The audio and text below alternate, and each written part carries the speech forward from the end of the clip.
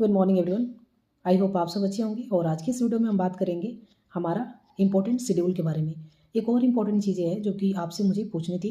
पहला इंपॉर्टेंट जो चीज़ें हैं, जैसे कि आपको पता है कि राज्यसभा की सीट्स के बारे में शेड्यूल 4 में बात की गई है। आई होप कि आपने शेड्यूल पढ़ा होगा, शेड्यूल आपको याद होगा, ठीक है। तो आपको पता है कि ओरिजिनली हमारे कॉन्स्टिट्यूशन में शेड्यूल की संख्या कितनी थी, तो 8 थी।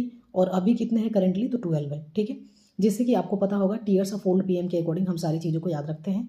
तो TEARS, तो आर की अगर बात करेंगे तो 4th नंबर पे आ रहा है। और राज्यसभा की सीट्स के एलोकेशंस आप देखेंगे 4th शेड्यूल में की गई है, ठीक है। लेकिन आप मुझे ये चीज़ें बताइए कि लोकसभा की सीट्स के प्रावधान कौन से शेड्यूल में किए गए हैं, क्या किसी शेड्यूल में है या फिर किसी एक्ट में ही बात की गई है इसके बारे में, ठीक है। तो आप मुझे कमेंट करके ज़रूर बताइएगा।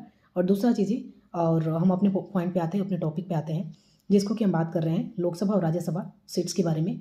तो राज्यसभा की सीट्स के ऊपर बहुत बार क्वेश्चन पूछे जाते हैं यूपीपीएससी में, और यूपीपीएससी में खास तौर पे देखेंगे तो क्रोनोलॉजिकल ऑर्डर में क्वेश्चंस पूछे जाते हैं। इसके लिए एक्सक्लूसिव एक वीडियोस आपको मेरे यूट्यूब चैनल पे मिल जाएंगे, जिसके ऊपर मैंने ट्रिक के ऊपर सारी चीज़ों को बताए हुए हैं, ठीक है। तो वहाँ से आप उस चीज़ों को देख लीजिएगा। मैं एक शॉर्ट वीडियो भी अपलोड कर रही हूँ, जहाँ से आप उस चीज़ों को 6 स्टेट को एक साथ में आप याद कर पाएंगे, ठीक है। राज्यसभा की सीट्स के ऊपर क्रोनोलॉजिकल ऑर्डर में क्वेश्चन आपसे पूछे जाते हैं, ठीक है।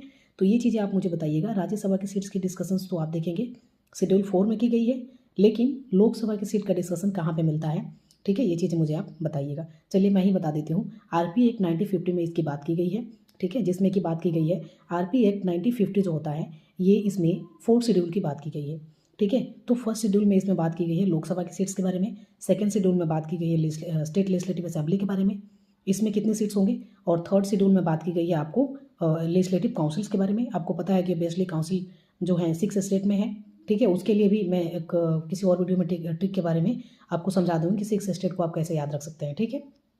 तो ये थे हमारे लोकसभा और राज्यसभा के कुछ इंपॉर्टेंट पॉइंट्स, जहाँ से क्वेश्चंस को हमेशा पूछे जाते हैं, और ये काफ़ी इंपॉर्टेंट है। तो आई होप कि आपको इस वीडियो से कुछ मिला होगा। अगर if you get any information from this video, please channel को सब्सक्राइब कीजिए। कोई भी आपका कमेंट है तो आप कमेंट करके मुझे पूछ सकते हैं, कोई भी आपका डाउट है, और कुछ सजेशंस है तो वो भी मुझे आप पूछ सकते हैं। Thank you.